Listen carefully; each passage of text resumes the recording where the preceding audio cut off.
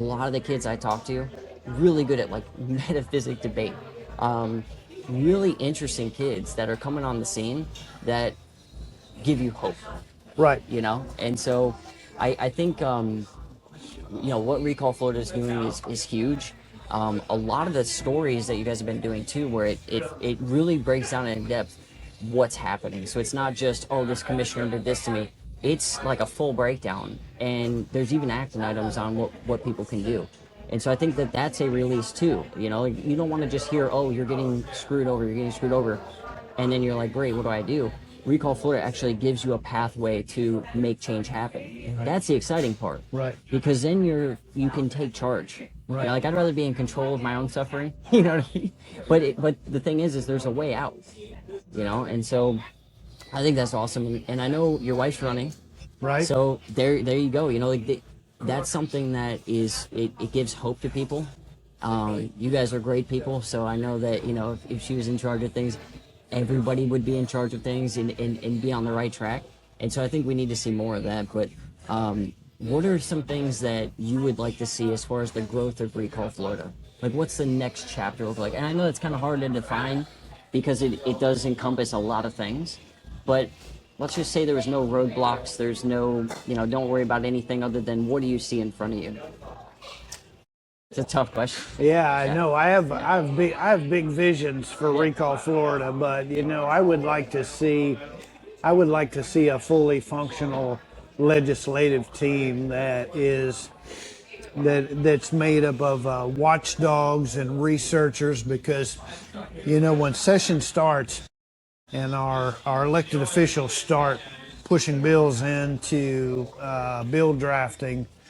And when they come out of bill drafting, we need watchdogs that are reading the bills, and they're looking for key words and key things, and then they're drafting a report, and then they're bringing it back to the main organization, Recall Florida, and we're boosting that out to the state, where we're letting every single person in the state of Florida know what's going on, because knowledge is power. Right. Ultimately, we can let. Last session we had agriculture bill, and buried almost all the way down like 1700. Line 1700, they had a clause in there, a disparagement clause, that if you stood up against an agriculture company and you said, I think what you're doing, I think is wrong, and it's based on this, this, and this, that you could be fined heavily.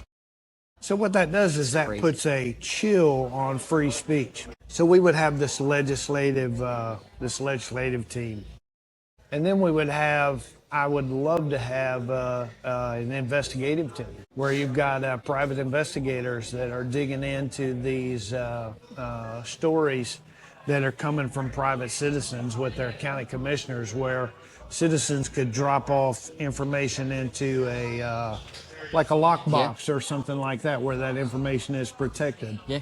And our investigators would take that and they would investigate it, and they would draft a report. And they would be skilled at writing the report, so that if we submitted it to the Commission on Ethics, or if we turned it into the Florida Attorney General's office, or if we turned it into the FBI, it would be written in such a way that they can't reject it. Yeah.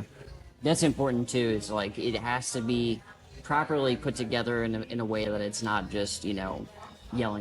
Like it has to.